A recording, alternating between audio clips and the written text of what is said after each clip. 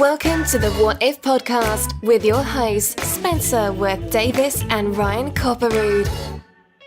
We're back with another episode of the What If podcast. Hi, Spencer. Hi, Steve. I'm not Steve. That's the Auroras. Oh, right. The Auroras are named Steve, not me. How you doing, bro? I'm good, man. How are you? I'm doing all right. I don't know why I decided to start the episode with an ice cube in my mouth. Let me fix that. You could chew it into the mic and give everybody a taste of what that sounds like. What's up, man? How you been? Good. Yeah? Fucking busy. Yep. We been busy. Yeah. Busy weekend. Spent about 30 hours in the studio over the weekend. Like that. Mm-hmm. Got real weird. It was a good time. No doubt. I was there for some of those hours. Not all of those hours. Yeah, dude. Yeah, man. Speaking of things getting weird, oh boy, we are going down.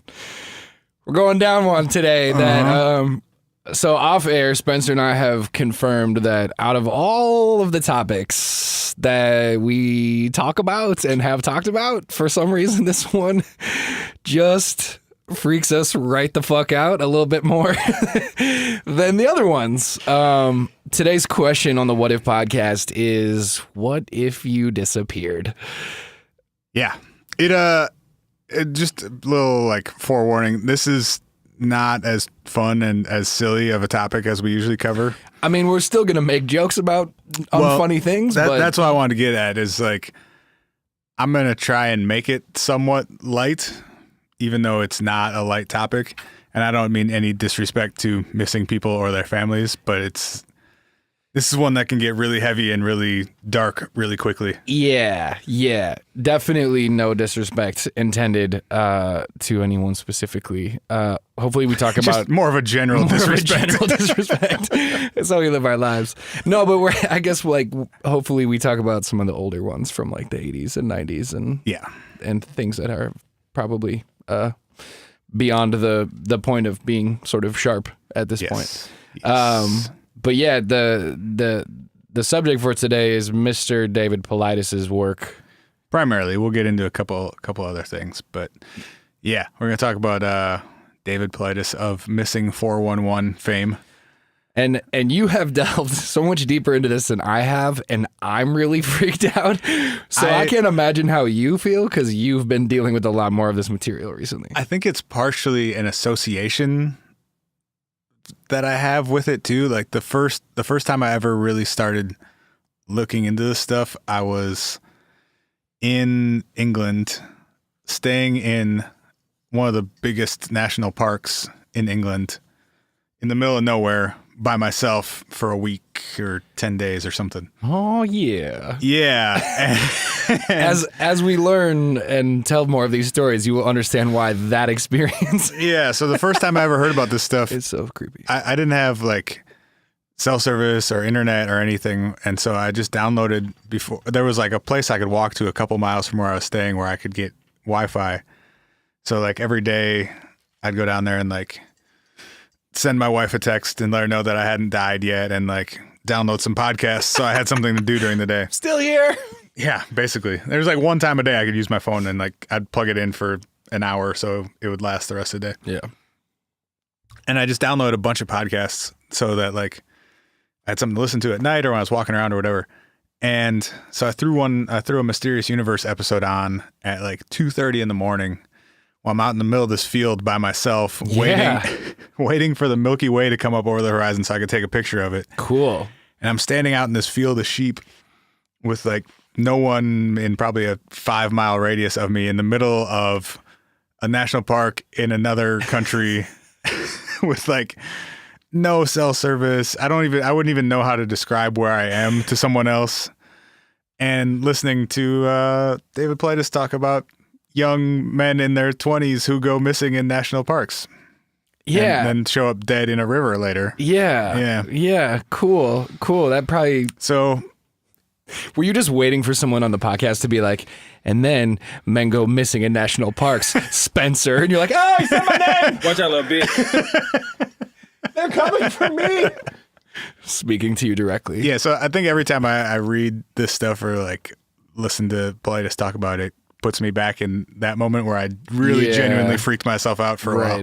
Well, one of the things we were talking about as we were prepping for this episode too is like, you know, of all the things that we talk about, all of the weird and paranormal and mysterious and crazy things, like this is one that it sort of fits into a lot of those categories, but you know, there are a lot of people who have stories about things that happen. We're like, whoa, that's a crazy story, man. And we can't really we can't confirm that story happened to somebody. Like, you know, we don't like judge or denigrate other people's stories about what happened to them. But if you tell me that you got abducted by aliens, I don't have any way to prove that. Right. And the crazy thing that is so, I guess, disconcerting about Paulides' work is that like, we have all of the evidence that these things happen. I mean, there's no question about the what. Yeah, the dude is a journalist and pulls from local papers and about all of these mysterious disappearances.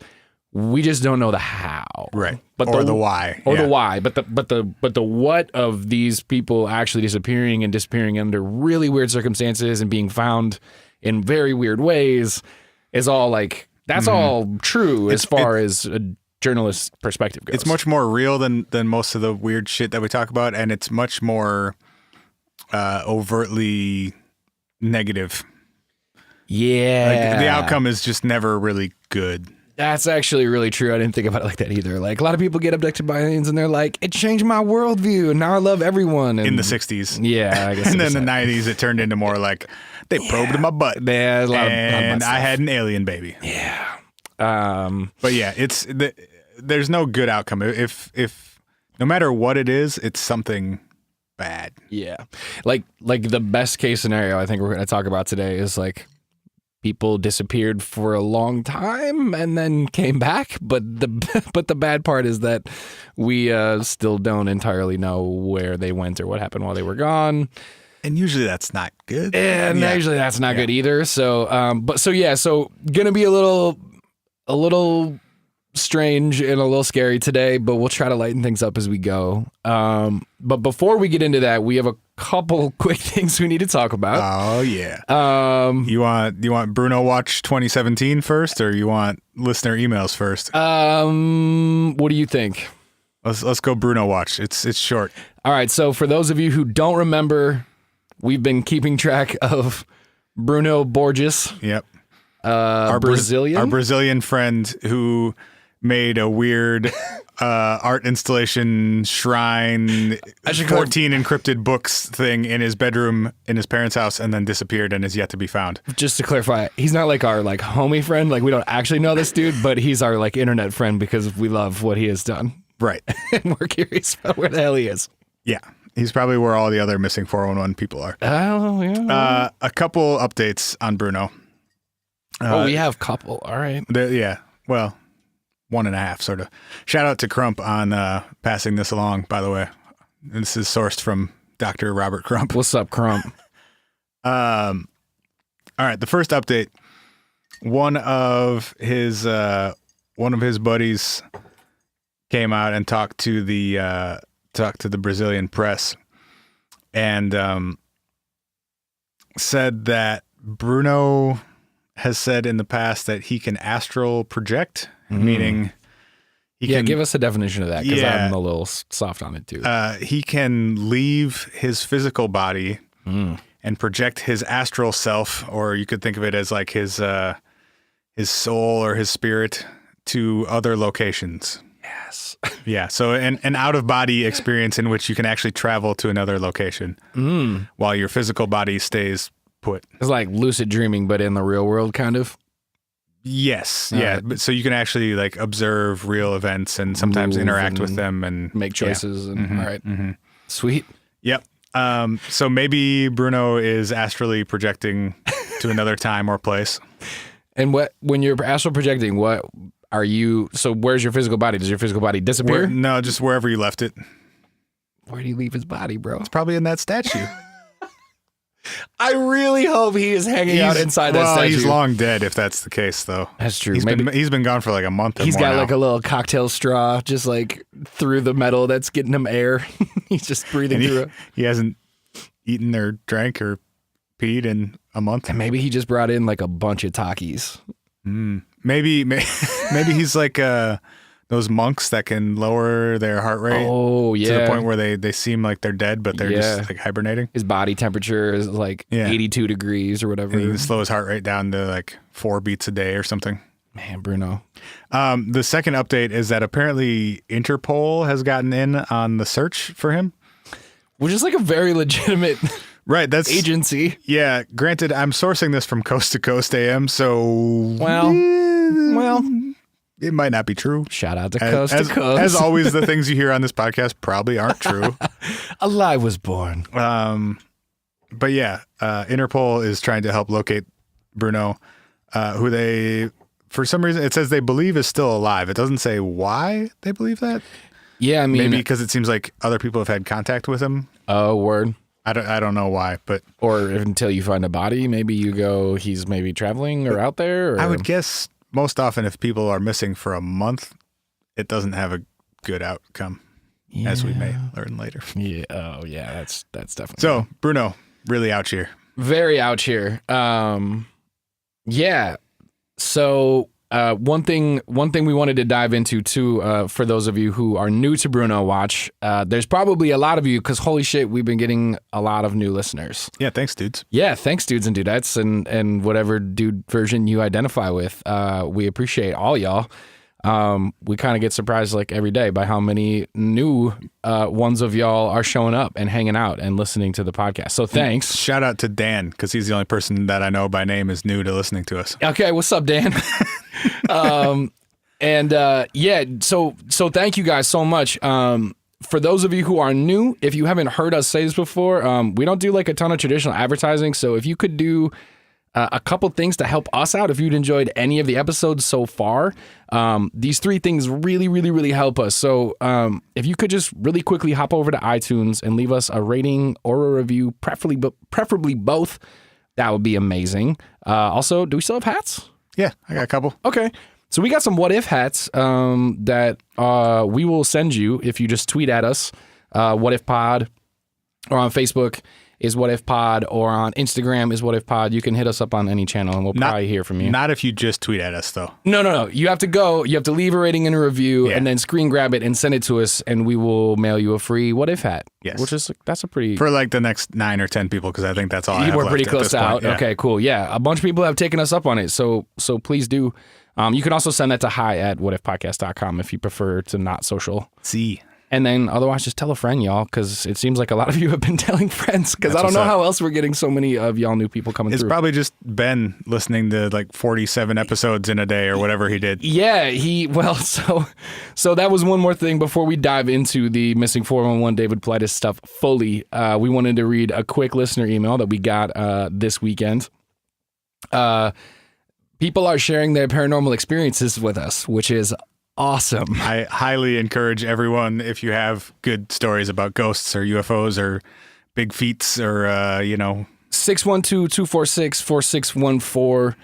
Call and leave us a voicemail, or hi@whatifpodcast.com if you just want to send us an email and tell us some stuff. We won't say Ben's last name, but thank you, Ben, for writing an extensive email about your personal experiences with the paranormal. I'm going to read a little section of Ben's email real quick. Yeah. Also, Ben was talking about astral projection in his email a little bit too. He was. And I don't think we're going to read that part, but no. That's maybe something we should consider doing an episode about in the future. Yeah, definitely. On with Ben's ghost story. So Ben has an amazing ghost story that takes place in Madison, Wisconsin. Shout out to Madison. I think I maybe stayed in a haunted apartment in Madison once. Oh, damn. Yeah, there was a ghost cat. Oh, damn. Mm-hmm. Oh, ghost cats. So Ben's story starts, and I'll just start reading from here. My first ghost story took place at a house that was turned into an upper and lower apartment about 200 feet from a river. So that may have had something to do with the energy people felt there. Right as we moved in, it was with my girlfriend and 2 of her friends. We talked to the downstairs neighbors because they knew the people I was living with. They told us that the house was haunted in no uncertain terms and that weird stuff happens. It's like always what you want to hear right when you move into a new place, right? Oh, by the way, shit's weird. By the way, can we tear that contract up real quick? Watch out, little bitch. Yeah, indeed. The only story of theirs that stuck in my head was how they would on occasion find soap stacked up in their shower, and none of them were doing it. Ooh. They seemed super freaked out and moved out as soon as their lease was up because of how weird stuff was. Is that just like a really cleanly poltergeist? I love ghost stories like that where it's like, I'm going to hang around this house forever because I need to stack this soap. It's like maybe they died in an era where soap was like so foreign to you. You just like washed with cold water and like got back into your clothes. And he's like, as soon as that ghost found soap, he was like, oh, I'm hoarding all the soap. This is amazing. All right. So he says, this is an older house, likely around turn of the century, and it had skeleton key locks that had never been replaced. Spooky.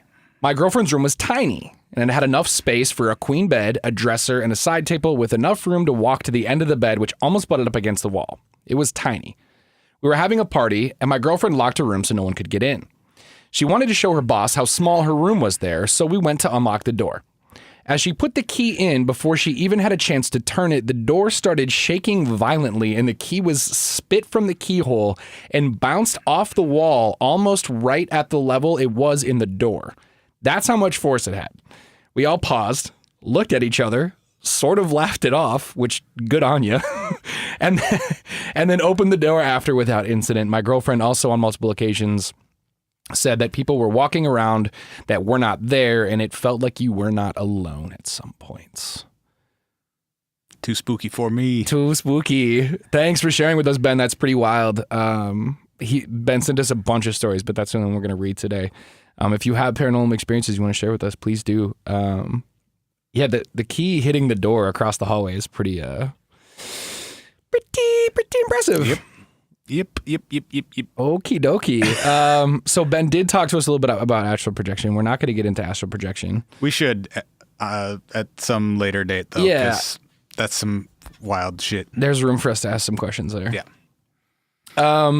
Should we just take like a super fast break and then dive into Mr. Paulides quick? Yeah, sure. All right, we're going to take a really quick break and we will dive back as we start answering our question for today. What if you disappeared?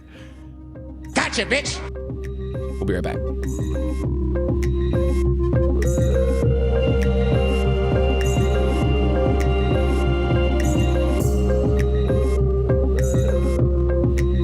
Ha ha ha ha ha. All right, we're back. We are back. Talking about missing 401 and what if you disappeared and David Paulides and Bruno. Oh man. And it's about to get weird. It is about to get so weird. Where do you, sir, even start with a topic like this? All right, here's where I'm going to start. All right. David Paulides is an author. He's written, I think it's 6 books now. It's a lot of books. Most of them have Missing 411 as the main title, and then there are subtitles like Hunters and A Sobering Coincidence and a bunch of other stuff. Yes. He's also a retired police officer from California. And I just do feel like that lends like credence to this dude's investigative work in general. Like the fact that he's formerly a cop lends itself to him being able to like suss out some he had a details. 20-year career of investigating shit professionally. Yeah. He now runs a project with I think it's 3 other guys called the Missing Can-Am Project, where they investigate mysterious disappearances of people. Originally, it was people that went missing in national parks in North America, and they've then branched out to the last 2 books were about people who have gone missing while hunting, and the one before that was about young men who went missing in urban areas and then were later found in or near water, even though they maybe didn't disappear in or near water. And is the idea that the books themselves all like most of the stories have like overlapping characteristics to them, but they're not necessarily like the same place or? Yeah. So he's developed a sort of profile to what he considers to be these missing 411 cases that are different from just your standard missing persons accounts. Because I'm sure people go missing in national parks fairly often for fairly ordinary reasons. You get lost, you get mean, there are lots of wild animals in national parks. I spent some time in Denali up in Alaska last summer, and there are lots of grizzly bears, and there are all kinds of, very fast moving rivers and streams, and you can be 50 miles from the nearest anything at times. So, not to mention, cold weather and snow and all kinds of things that could get you into trouble. But he developed this sort of profile of these missing 411 cases that include, so someone goes missing. Usually they disappear suddenly without calling out for help or any signs of a struggle. You'd think if someone went missing because they'd been attacked by an animal or eaten or something, you would find blood or you would find tracks. Clothes or like shredded clothing. Yeah, and sometimes clothing is found, but not really in those circumstances. You would find animal tracks. You would find you'd be able to track the person themselves. That is never the case. They never find animal tracks. They're never able to track the person who has gone missing.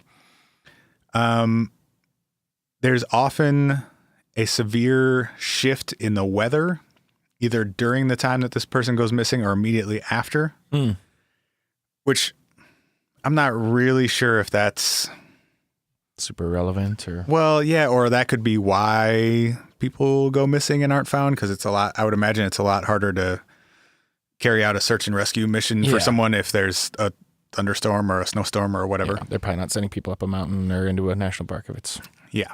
It's often extremely intelligent people or people with disabilities.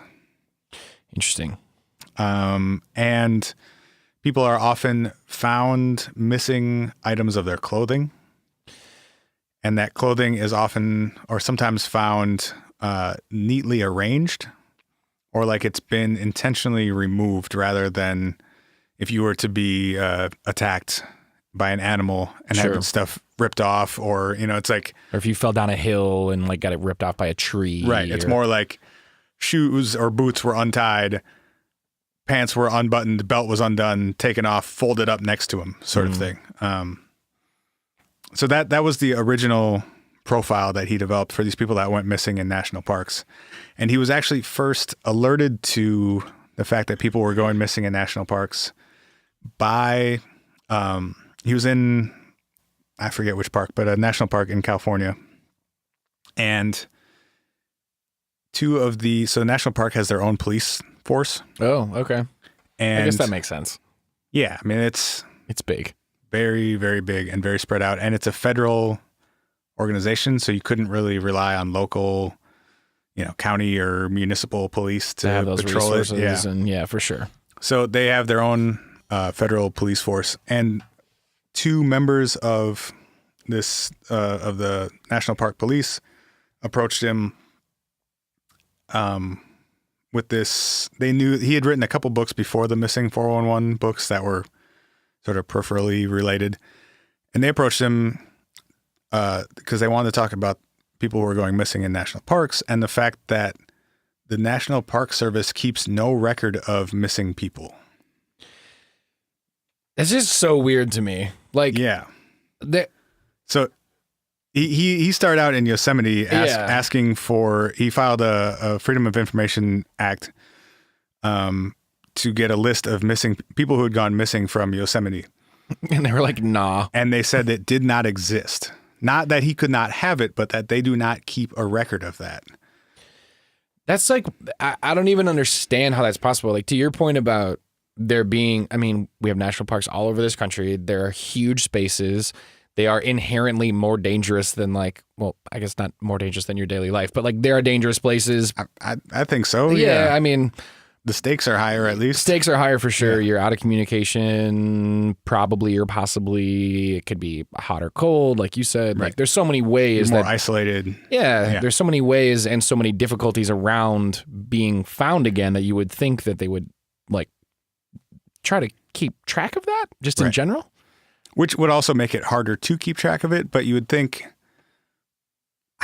it seems crazy to me that they wouldn't have some sort of running tab of that, because I mean, any city, if you go into Minneapolis police or any city's police station or police force is going to keep a list of missing people. Right. Well, and also isn't like the whole thing about keeping a list of missing people is just for like due diligence to like document what is happening, but also like what happens if you find a skeleton on your mountain in Yosemite in 3 years after something happens? Right. You go like, I don't know, just a dead pirate. I mean, like you have no. You wouldn't even know where to start. Yeah, right? you can't attribute. Okay, that dude left with a dog tag that said X, Y, and Z, so that's probably so and so's son, or like I don't even know. to be able to narrow it down to X number of people went missing in the park in the last 5 years. Here's a list of the 50 people this could be. Right. Or if you're the National Park Service and you want people to keep visiting your parks, you could be like, hey. And that was Paulides' angle initially, because he was told, no, we don't have that information, but we could compile it for you if you want to pay for it. If you want to pay for the labor that it would take to compile this list, we could do it for you. And they quoted him $34,000 to compile those records just for Yosemite. And if he wanted it nationally, it was going to be $1.4 million. Well, okay, wait. If they're saying that they can get it for him, that means it exists somewhere. Right.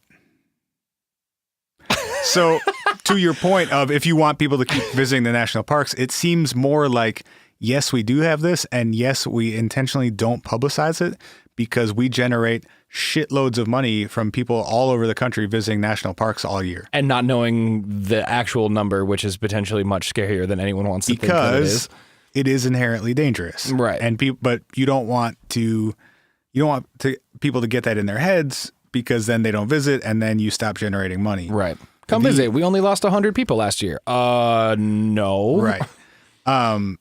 The national park in Tennessee, Great Smoky Mountain National Park. Smoky Mountain National Park? Yeah.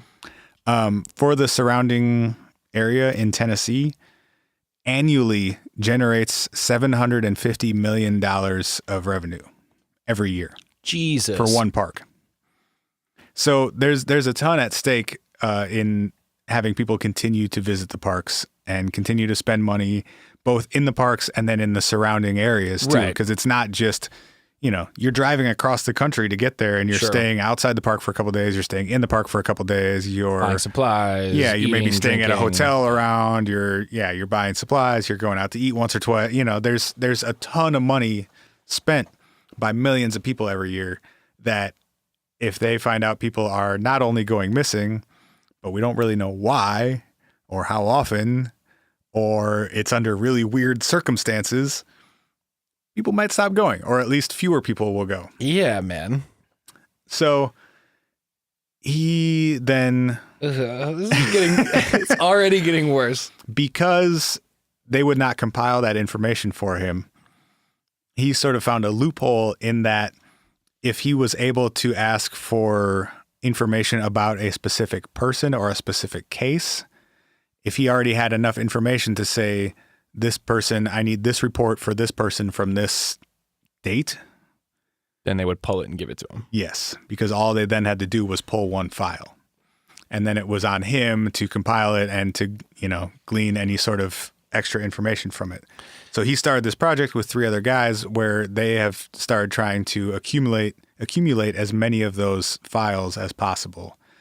And the Missing 411 books are basically just lists of these case files that fit this specific profile that he's put together. So so you said the parks one was his first one after these dudes hit him up and they were like, hey, people are going missing. You should come check this out. And there were 3 books. So he did like Eastern U.S., Western U.S.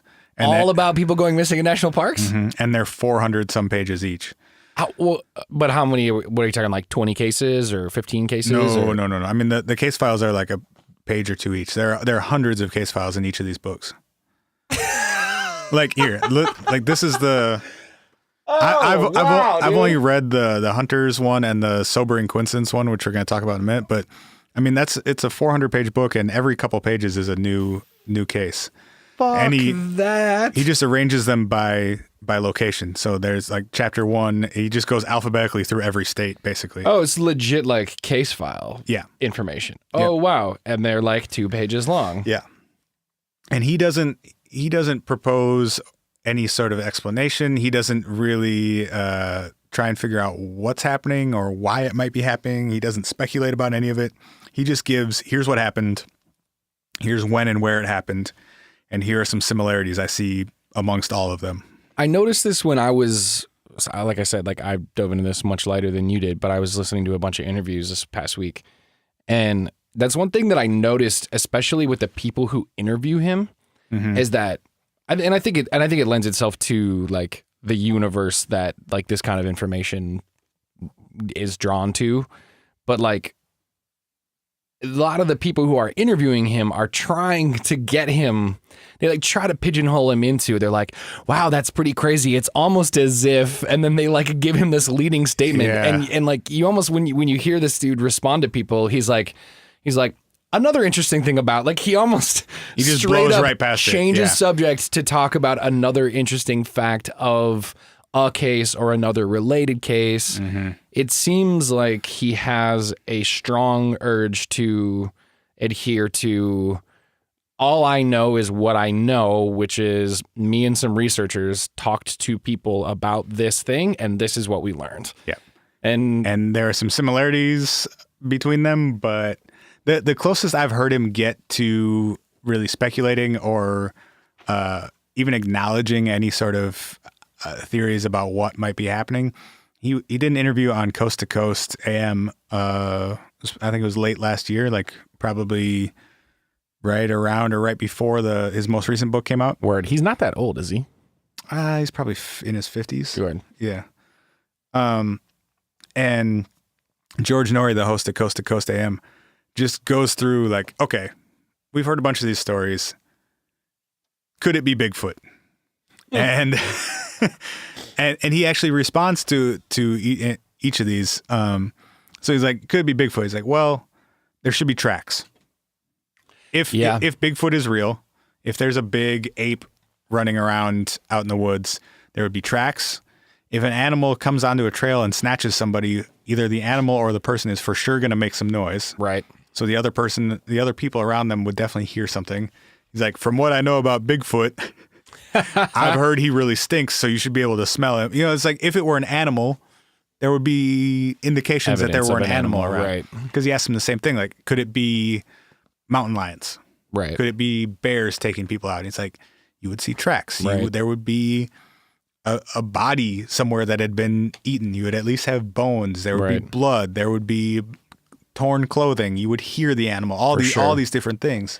One of the interesting ones I heard him say related to the hunting ones is he was like, a lot of these dudes had guns. If they were getting attacked by an animal, they probably would have tried to shoot the animal. Well, and with the hunting ones, the other thing he says is you have a gun. So yes, if you're getting attacked by an animal, you could shoot. But even if you just get lost, stay in one spot and fire your rifle. In the air. Yeah. You know, you got at least 10 rounds on you, if not more. Right. Probably way more. And I'm not a hunter, so I don't know how accurate I don't either. this is. But he said that most hunters, 3 consecutive shots is a signal that you need help.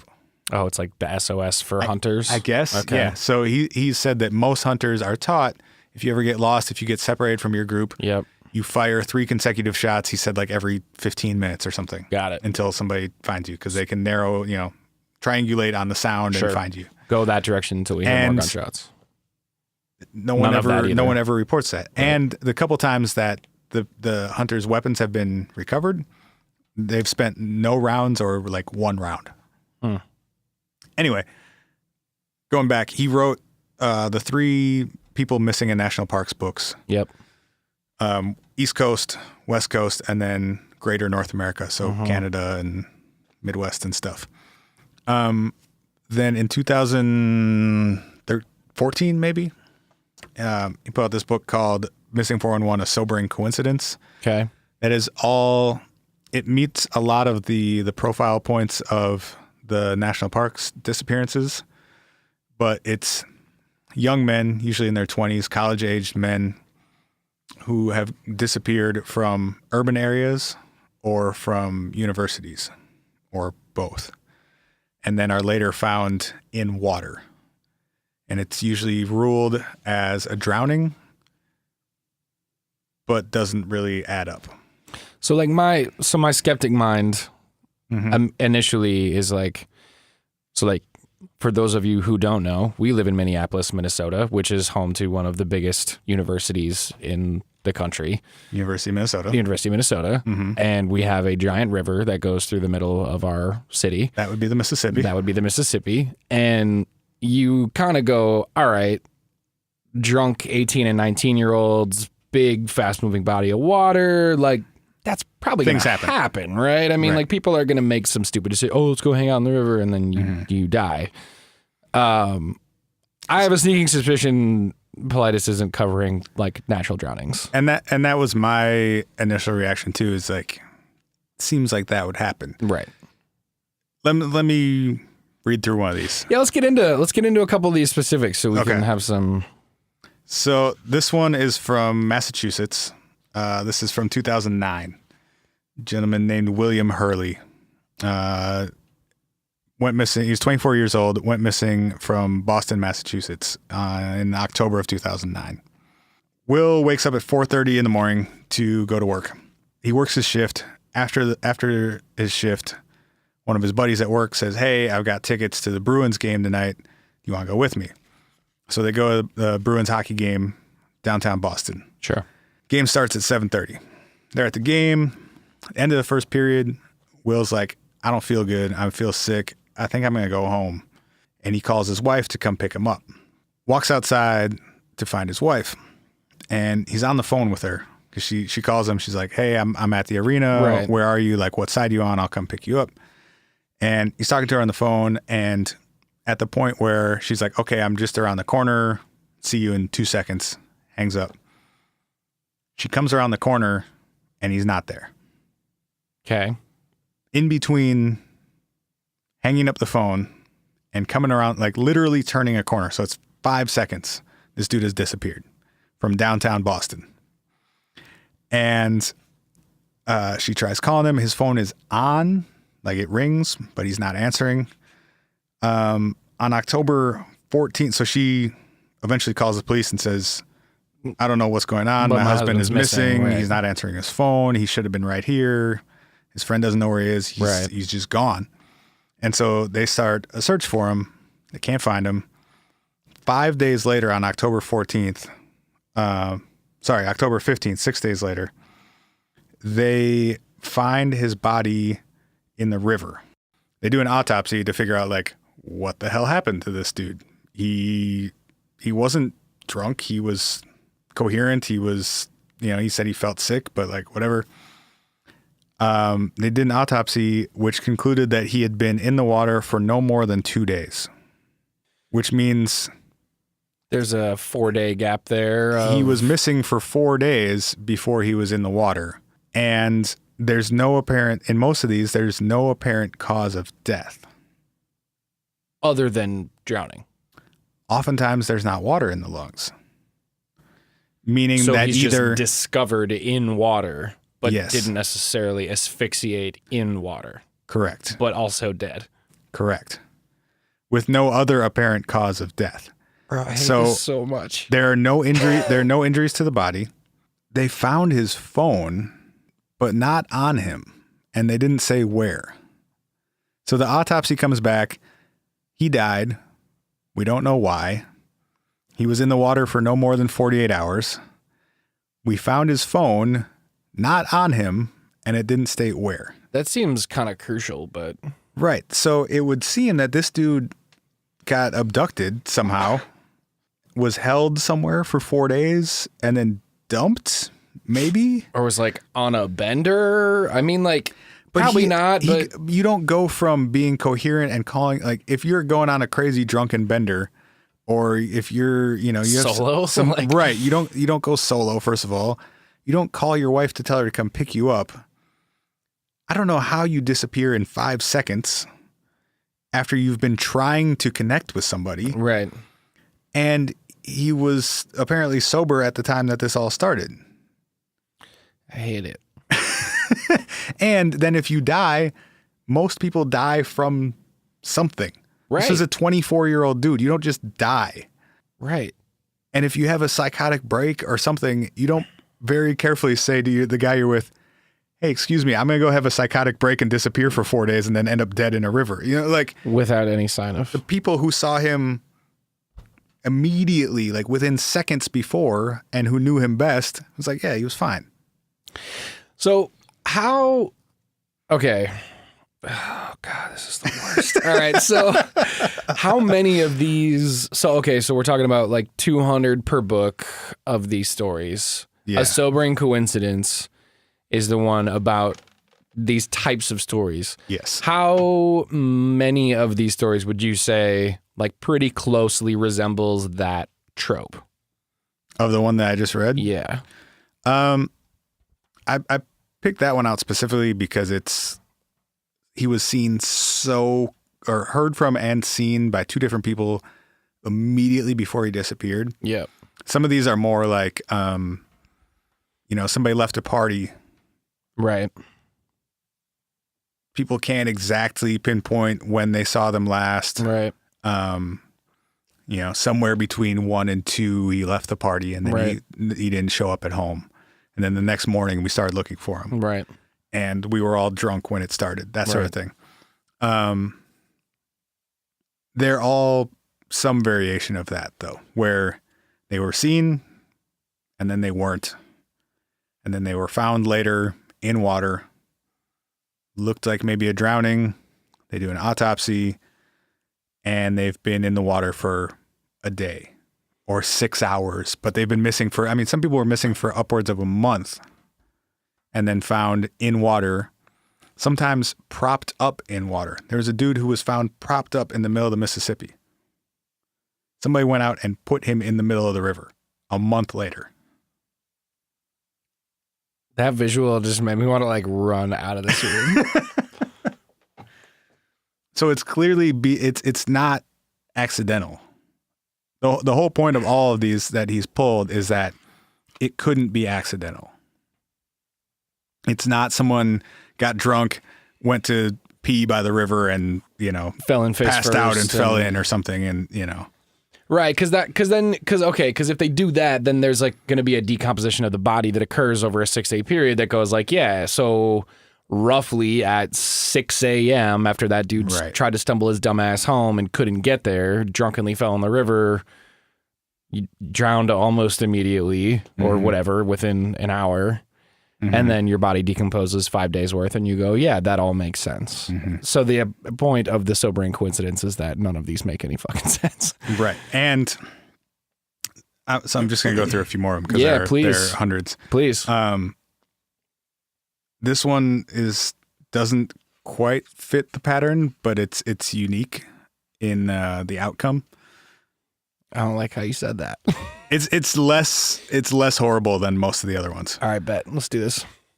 And it's actually another interesting thing that he outlines is a lot of these cases go back pretty far. Like this one is from 1978. So he pulls all the way from, some of them go back to the 50s and 60s, all the way up through, I think through like 2013. So right before it was published. Man, he must just be diving through missing case files and waiting until one like hits on a couple different. Sounds like this dude does this full time, and it's cool because he travels to a lot of these locations when he's researching them too. So like there's this whole section here about Chicago, and so he went to Chicago and is pulling up the police reports and pulling up photos to try and find like, okay, if he fell in here, could the river currents pull him to the place where he was found? And he's doing a lot of this research firsthand too, which is kind of cool. Yeah. So, okay, 1978 in Holland, Michigan, Steve Kubacki, Steve. He's a student at Hope College in Holland, Michigan. And he goes out one day to do some skiing. And he's skiing like along the edge of a frozen river. He's doing like cross-country skiing. Okay. And a little dangerous, Steve, but I like your style. Well, I guess if you're in northern Michigan, in the winter, yeah. This happened in the February 19th, so it's the middle of winter. Yeah. he goes cross-country skiing along the edge of Lake Michigan, and he never comes back. So his roommates, after he doesn't return, they call the police, and they start doing a very thorough search and rescue for him. A couple days later, they find his skis, his poles, and footprints that led about 200 yards out onto the lake, and then the footprints stopped. And his skis and his poles are just sitting there. So he's carrying his skis and his poles for some reason, which already seems kind of weird. Walks 200 yards out onto the lake, sets them down, and disappears. The police report says that he fell into the lake. Well, I was just going to say, like, obviously my initial reaction is, okay, so there's a soft spot or a weak spot or a crack.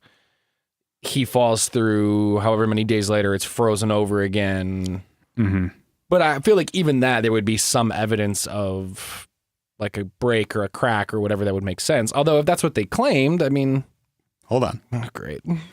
So that was February 19th, 1978. I'm looking for one, Spencer. I'm looking for an out. I got you.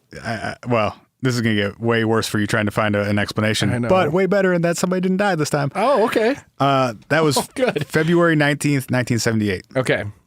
in northern Michigan. Okay.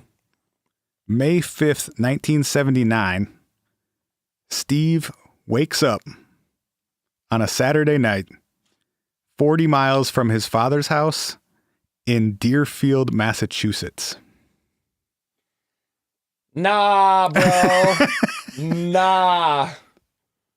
He tells his dad that he lost consciousness and doesn't remember anything until he woke up in Massachusetts 14 months later.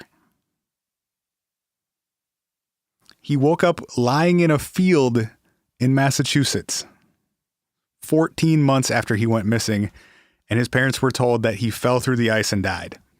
He wakes up in a fucking field 700 miles east of where he was left. I know I'm supposed to be saying stuff because this is a podcast, but I literally am speechless right now. And he never... What's that guy's name again? Steve Steve. Kubacki? It's Kubacki. I don't know how to say it. I don't know what the chances are that somebody knows Steve Kubacki, but holy shit, I would like to talk to he Steve was Kubacki. 24 in 1978, so I'm bad at math, but that puts him at 63, 64. Yeah. But still, that one, and he just went out, like picked up and went on with his life somehow. I guess I don't know what else. Hey guys, I don't know what else you're supposed to do. long time no see. Well, not to him. He skipped 14 months without noticing. That's true. He was like, I was skiing and now I'm in this field 700 miles east. Like to him, those were 2 consecutive instances. Does it say what he was wearing? It'd It'd be crazy if he was wearing his I ski lost suit. my page now. Hold on. He's wearing his ski suit. Just like nothing changed. I'm betting that's not the case. Okay, but... let's see. On I'm just reading directly from the book now. Yeah. May 5th, 1979, Steve Kubacki came back to life. This May 7th article in the Independent, that must be a paper in Massachusetts, explains what happened. Quote, Stephen Kubacki says he woke up Saturday night 40 miles from his father's house in Deerfield, Massachusetts. He was the subject of an intensive search after his skis and backpack were found along the Lake Michigan shoreline south of Holland, Michigan. They told us he slipped under the ice, Kubacki's father, a 53-year-old retired factory worker, said. We didn't believe that. He told me he lost consciousness and he didn't remember anything until he woke up here. The young Kubacki said he was laying in a meadow when he woke up Saturday. I didn't know where I was. He said I was wearing clothes that weren't mine. I started going through a backpack, which I assumed was mine, and I found maps. I guess I was hitchhiking. I didn't know what the date was until I walked into town and bought a newspaper. What the fuck? Yeah.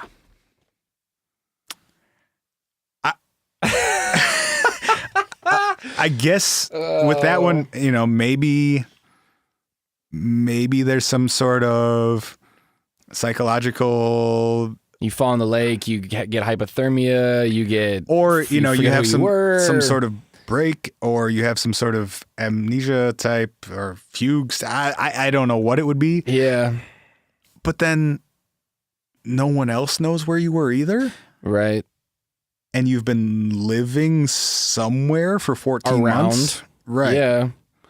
And obviously having interactions with some people. You had clothes and a backpack and there was stuff in it, and you moved 700 miles across the country.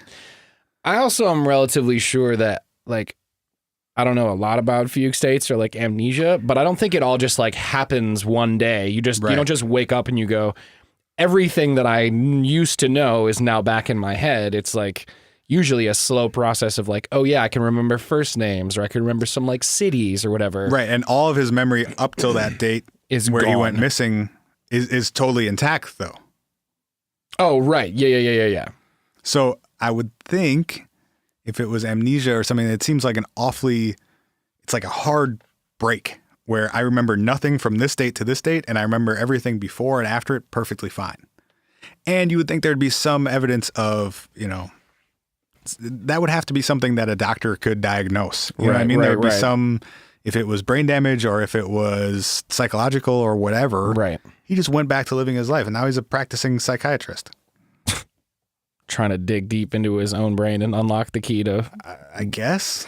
I wouldn't want to know. I would not want to know what I did for 12 months or 14 months. And that's where it gets into like, on going back to from a while ago now, when on Coast to Coast, they were just throwing like possible explanations at Paulides. Right. It's like, did you get abducted by aliens? You disappeared. You moved really far. You don't have any recollection of any of it. You showed back up.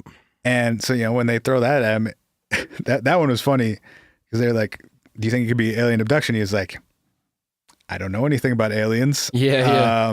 It definitely seems intelligent to me because they're clearly targeting specific people. Right. Because one of the things that comes up a lot in the national parks missing people cases, it's one person out of a group.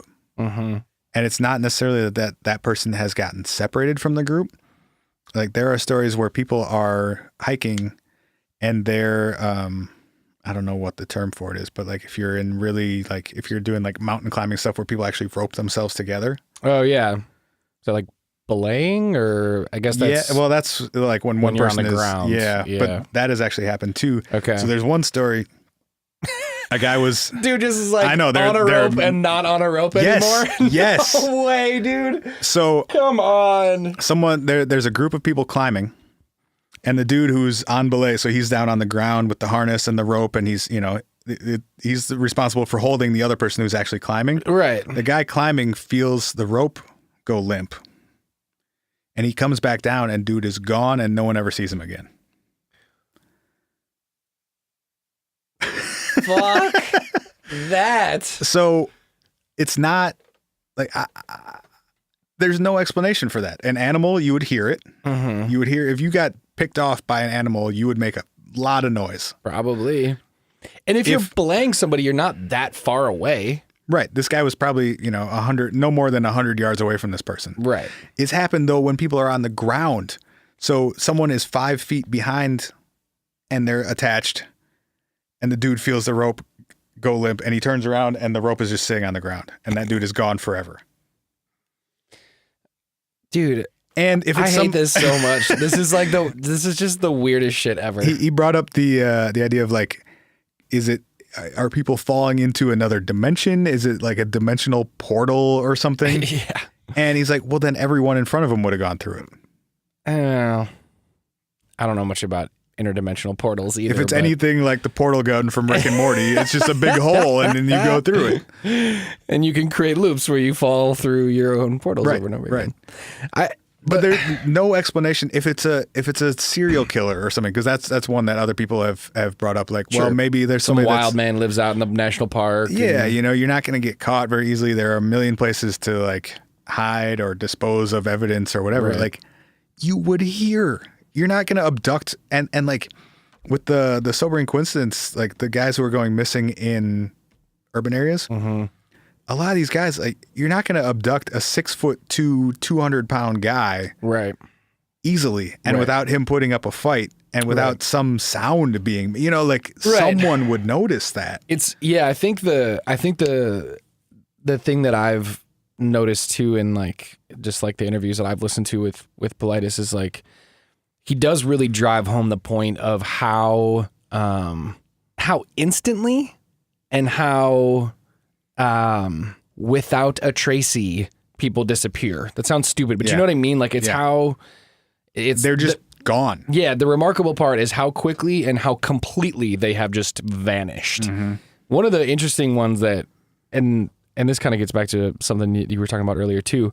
One of the interesting stories that I heard him tell in one of the interviews I was listening to goes back to one of the hunters that he talks about. And when you were talking about like singling out certain individuals or it's like individuals from a group, one of the things he was saying in the hunter book is that for some reason, often the people who go missing out of these hunting groups are often like the eldest of the group.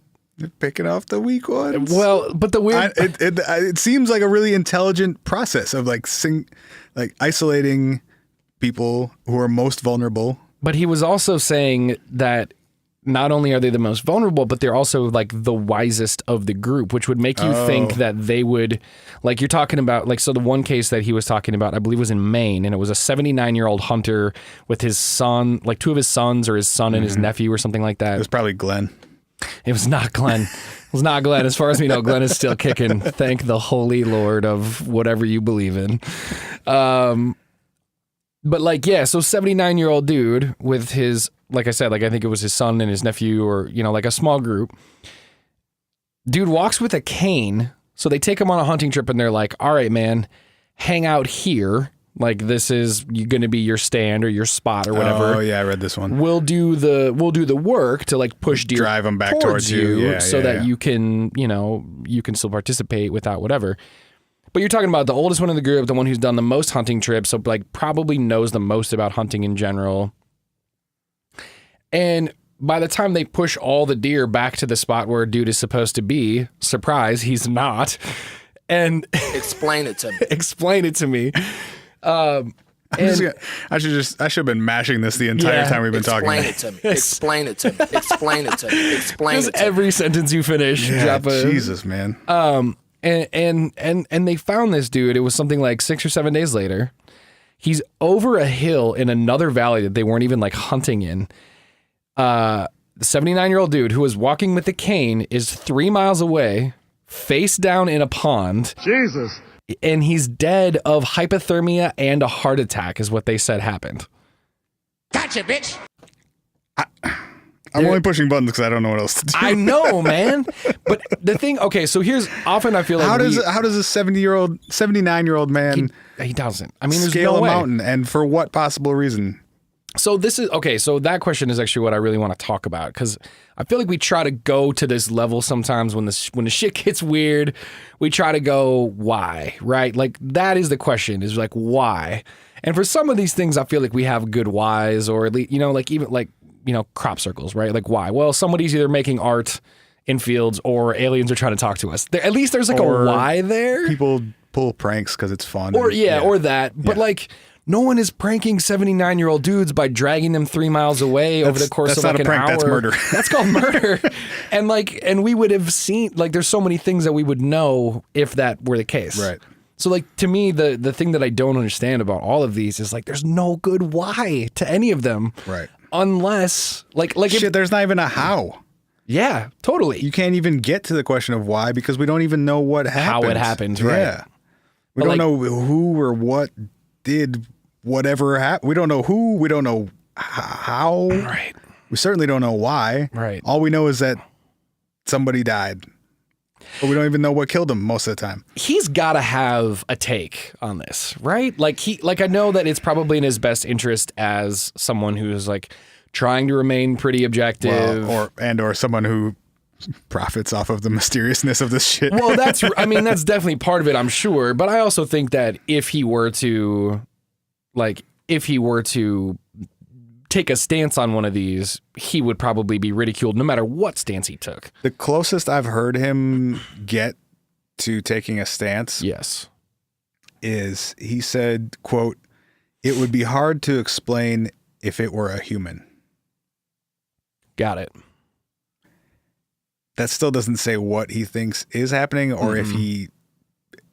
I think he honestly doesn't know. Yeah. Because, I mean, I've read a couple hundred of these cases. I've listened to a bunch more.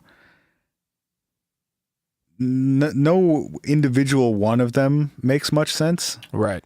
And when you compile all of them, it makes zero sense. And there's no one explanation that comes close to covering it. Well, and that was the thing I was going to say too, is like, you know, it'd be one thing if he had focused his entire life on the national parks thing, and there were all these national parks that started to have overlapping like data and stuff. I feel like then you could start going, all right, well, you know, what can we rule out, or like what would make sense for this area, or like whatever. But then when you tack on like dudes getting lost in urban areas, like, and being found months later or whatever, like that has nothing to do with it. There's no... And yet it seems like it does. Yeah, I know. Because another part of it, and I forgot to mention this at the beginning when we went through sort of the profile that he's developed. Yes. Most often when people are found, whether they're dead or alive, they are found in locations that have already been searched. So in the parks, like someone will go, this is just an example, this is not a specific case, but this happens in hundreds of the cases that he talks about. Somebody goes missing. They run out this huge search party, hundreds of people, and they search, you know, a 5-mile radius from wherever this person was last seen. And they do like a grid, you know, so you walk, you get a bunch of people, you all go arm's length apart from each other, and you cover every square foot of that area. And then you turn around and walk it back. And Right. Yeah. And they find nothing, or they find like a shoe or a pair of glasses. And then a week later, 2 weeks later, a month later, this person is found in plain sight in that area that was already searched, often like on the trail. Not in an area that could have possibly been missed when they were first searching, time. like propped up against a tree or sitting, you know, lying next to the trail in plain sight.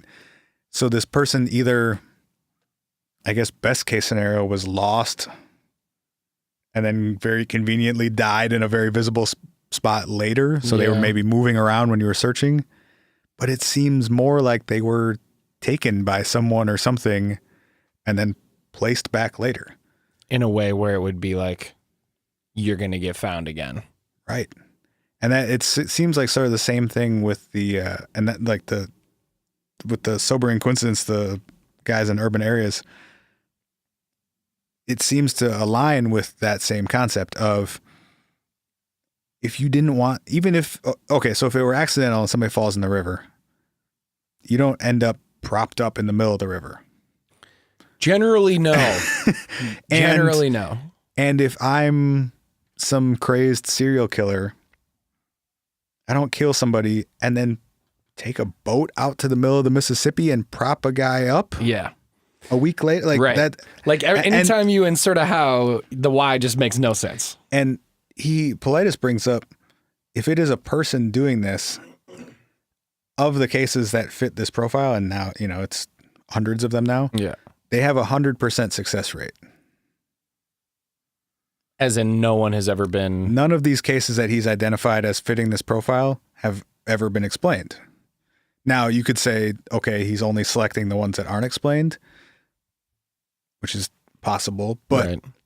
if it's a person, or first of all, it would have to be multiple people because it's all over the world now. There are some stories in both the most recent books from outside of the U.S. So it's a bunch of people all acting in this similar way, and none of them have ever been caught. That seems super unlikely. Right. Hugely unlikely. You want to hear one more that's not going to help explain anything, but is super fascinating? Let's take one quick break and we'll swing back and we'll have a final story to wrap things Coming up. back with Robot Grandma. Oh, God. Robot Grandma. Oh, Jesus. Explain it to me. Explain it to me. We'll be right back with the What If Podcast. Robot Grandma Podcast. We want to hear from you. Send us a message. Email hi, that's hi, at whatifpodcast.com. Or leave us a voicemail at 612-246-4614. Robot Grandma. Robot Grandma. Robot. All right. We got two more stories. Two more stories. I said one, but I got to do two because one is just... Because Robot Grandma's not good enough? Robot Grandma is great. I'm going to start with that one because the other one is super creepy. And I kind of want to end I want to end on Robot Grandma. Okay. All right. That's fair. That's fair. Yeah. That's I don't want to send people out on the super creeped out note. Okay. Well, in that case, super creeped out thing is coming at you right about now. This comes from Minnesota, as many of these stories do. Which is weird. Shout out to our home state. Yeah. Especially in the hunting one, there's a bunch of stuff from like Minnesota and Wisconsin and areas where people hunt. There's a man named Henry McCabe. Okay. He's from Minnesota. He's actually a state auditor. And he went missing. When was this? This was like 2000. It was pretty recently. 2015. August of 2015. This is a year ago? 2 years ago? Coming up on 2, yeah. September of 2015. There's like a small part of my brain that wants to think that these are like, oh, wasn't that weird in the 90s when people disappeared? It's so much worse that it's happening recently. This is 2 years ago in Mounds View, my guy. Okay. Less than 2 years ago. So that's why we don't live in Mounds View. he goes missing at overnight on September 7th. Okay. At 2:28, he calls his wife. And she doesn't answer because it's 2:30 in the morning. It's 2:28. Yeah. And he leaves a voicemail for her. And we're going to play the voicemail in a moment. I'd super rather not, but I think we have to. We're definitely going to. Okay. It's the voicemail is about 2 minutes long. I'm going to play a shorter section of it. But it consists of a lot of just sort of weird, indecipherable noises. And then there are some growls and moans. Okay, wait, let's just listen to it. What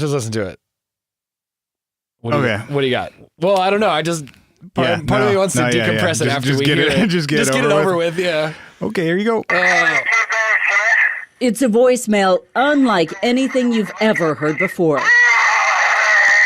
There are 2 minutes worth of noises, bizarre ones. Shut the fuck up. But very little actual talking. Authorities confirmed the disturbing middle-of-the-night call came from Henry McCabe's cell phone. That's more than enough, I think. What in the goddamn fuck was that? That sounded like it came from a news story. Is that a news story? Yeah, it's from ABC News. Oh, this was a national. I mean, it became a big story, at least locally. But this is from ABC National News that I'm playing this from right now. Okay, so Explain it to me. I super fucking can't.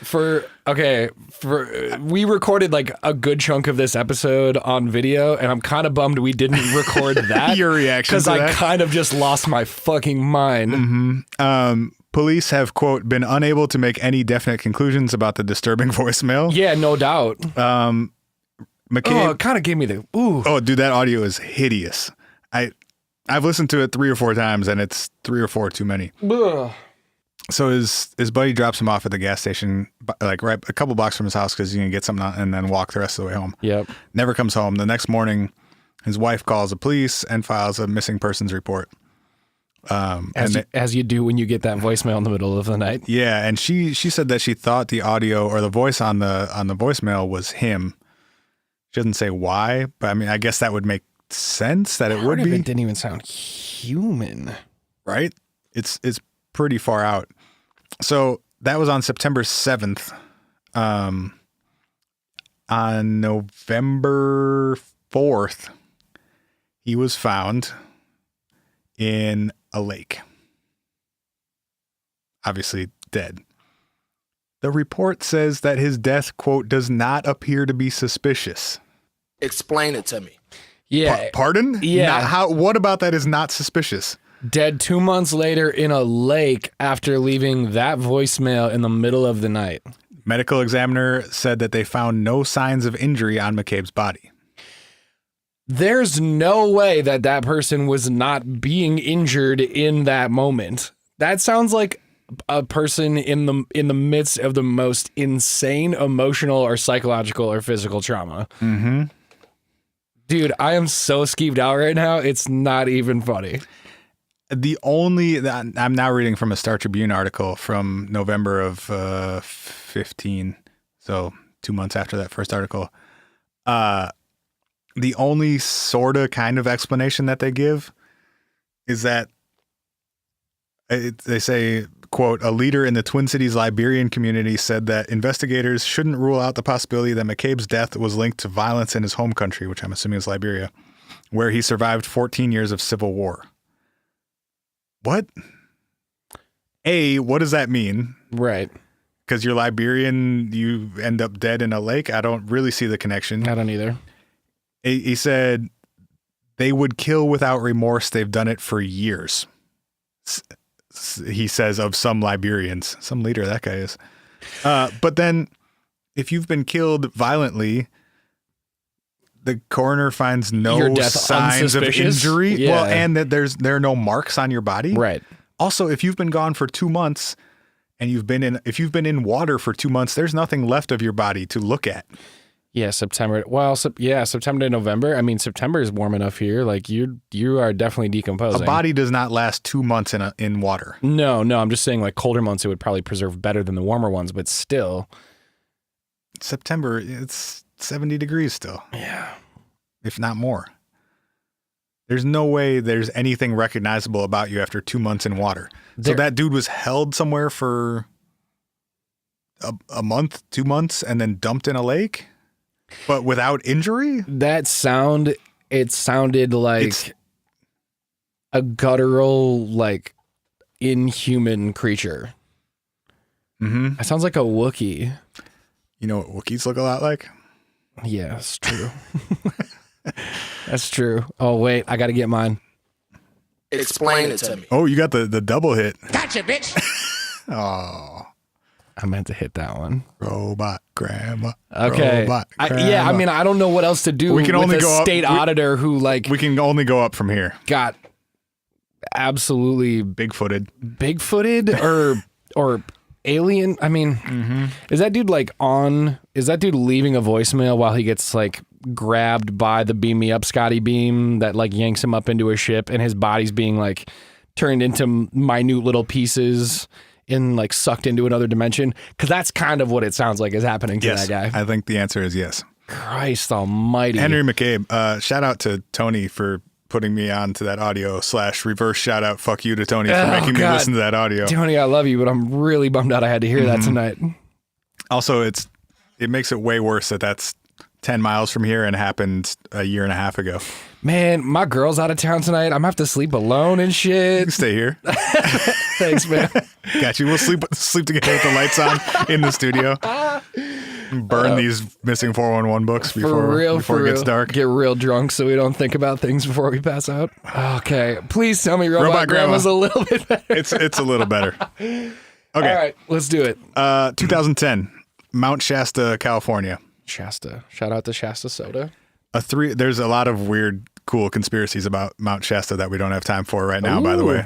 What if Mount Shasta coming at you soon? What if that's one of the reptilians live in the inner Earth locations? Ooh. If you ask the reptilians who live in the inner Earth people. Sweet. Sweet. Mount Shasta, California, 2010. A 3-year-old kid goes missing. Okay. He had been camping with his family along the bank of a creek. I don't know who takes their 3-year-old camping, but whatever. At approximately 6 p.m., kid goes missing. Parents obviously go searching for him for about 5 hours.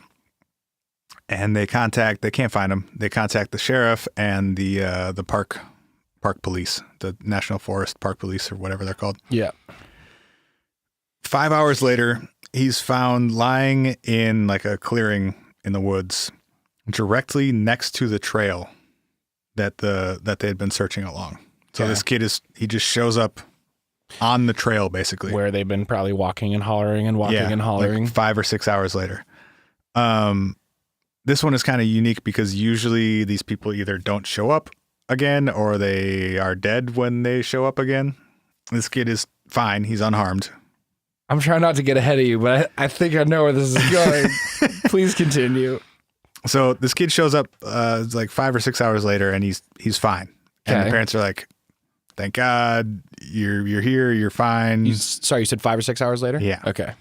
But I mean, at that point, he went missing at 6 p.m. So we're talking midnight, 1 a.m., somewhere in there.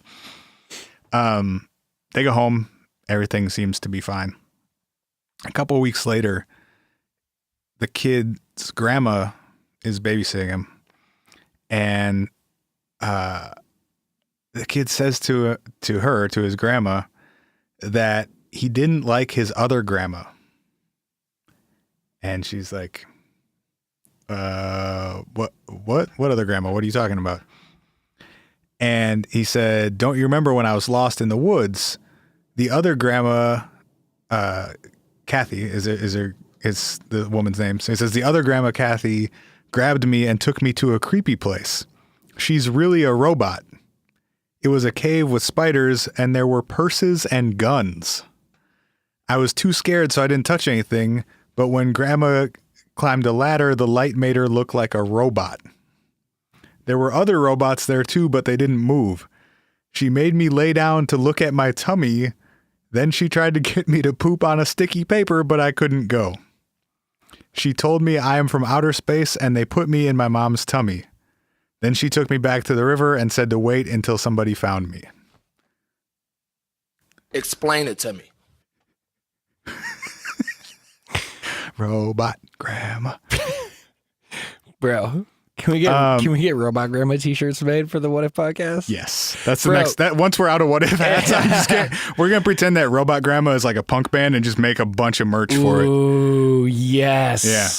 And only if you're in the in crowd and you know about the Robot Grandma story from the podcast will you know. She also states that the kid said, quote, "She had your same hair, your feet, and your same face." We're looking at Grandma's feet, you little weirdo. Yeah, right. You little weird kid. Get that shit out. She said this scared her deeply. No shit. That the idea of some kind of doppelganger taking on her own image to abduct her grandson. She says she got the impression that he may have been talking about a hologram because of the way he described the light sparkling on the strange woman. This is from a Paulides book, or is this from something else? The story is originally from Jacques Vallée book from the mid-70s. Okay. UFO researcher, all things paranormal dude, Jacques Vallée. That then Paulides pulled because it seemed to fit some of the criteria. Right. I don't think this is in any of his books. I heard him reference it in a radio interview. Oh boy. Last part of the story. She said that she probably would have written off the story to an overactive imagination if it wasn't for a strange experience that had happened to her a year prior when she was camping in the same area near Mount Shasta in California. She claims she woke up one morning face down in the dirt, having been removed from her tent and sleeping bag, and she had a puncture wound on the back of her head. Get the fuck out of here. She said she felt violently ill that morning, felt strangely emotionless, and she thought maybe she'd been bitten by a poisonous spider. She said she was with a friend who had been sleeping in a separate camper who also woke up with a, quote, bite on the back of his neck and felt ill as well. I didn't even read this last part before. Whew. The only thing strange that she could recall was seeing red eyes shining through the trees in their flashlights the night before, which they thought were deer. Alien deer. Alien deer. Alien deer and Robot Grandma should have a battle of the bands. Alien deer is opening for Robot Grandma this Saturday, one night only. Holy balls, that's a weird story. I guess that's what I think of too is okay, 3-year-old kid, probably watched a bunch of movies. But what about the alien deer? But that's also way too much to assemble for a 3-year-old. Right. That also, level of story. Also, spiders don't drag you out of your tent. Yeah, well, there's that. Man, sleepwalking is a thing, and there are other explanations, obviously, but goddamn if that one isn't weird. purses and guns, and Right? when you climbed a ladder, you looked like a robot. And then clearly a lot of that stuff, like where would that kid be getting alien abduction lore from, you know? 3 years old, probably Like nowhere. putting these weird beings put me in my mom's stomach. I do, not to like totally bang on this one, but I do think sometimes, like, I always wonder how many things get passed in translation from what the kid said to what the grandma heard to what the grandma told the parents to what the parents told to whoever. I mean, that's the only solace in any of this is that like maybe these are second and third hand stories, and like maybe the kid meant to say we had a nice afternoon in the park. Yes. This kid played the shittiest game of telephone of all time. Right. And that's how it actually started. Fishing by the creek turned into being abducted into a alien cave. I took a nap in a sunny spot under a tree, and a nice bear cub cuddled me until I woke up and my mom found me. The end. You know that's one too, right? What? That a kid reported that a bear took care of him for like 3 days while he was missing. Yeah, that's also right. You were trying to make up the stupidest shit you possibly could. Turns out that's actually a real story. Fuck. Bro, you did read a lot of these. You got a story for everything now. Mm-hmm. So we got Bigfoot. We got which too noisy, too smelly. Alien abductions. We got. I see no holes in that one other than like that probably isn't a real thing. We got weird feral serial killers that live in the woods. One would eventually get caught. I don't know, man. I hate all of this so much, and Also, I have no good how or why for it. Yeah. I don't hate it. I love it. I mean, I'm so fascinated by it, but it just absolutely skeeves me out. There's the dimensional angle too, because, and I couldn't find the specific story I was looking for, but there's at least one where the person who went missing and came back later was found alive and relatively unharmed. Said that they were still in the woods the entire time and could see other people. Like, oh, whoa. As if they had maybe slipped into some other realm of existence, and they could see other people like hiding behind the trees and looking out at them and stuff. But like they couldn't be seen kind of thing? Yeah. Whoa.